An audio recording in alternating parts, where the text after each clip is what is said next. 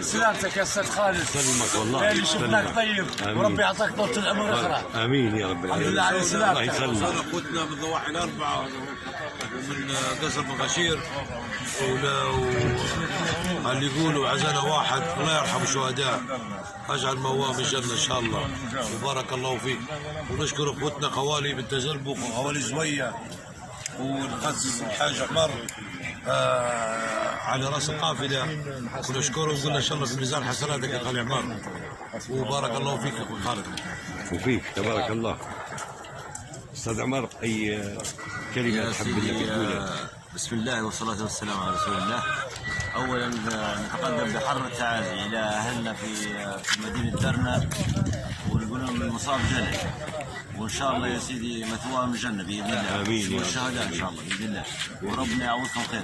امين. وطبعا هذا العزاء هذا على تزربه كلها، على ليبيا كلها، مش على تزربه والله على درنا والله على أحد مدن ليبيا يعني. العزاء هذا عليها تعزى عليها كلها صراحه. ونحن جينا الفزع بقوتنا، لكن الله غالب. هذه حد هذه حد الفزع يعني. بارك الله فيك. أيوة. وفيتك خير. بارك الله فيكم على حسن الاستقبال والضيافه وكرم الضيافه، وبارك الله فيكم. فيك تبارك الله. بارك الله فيك. بارك الله فيك.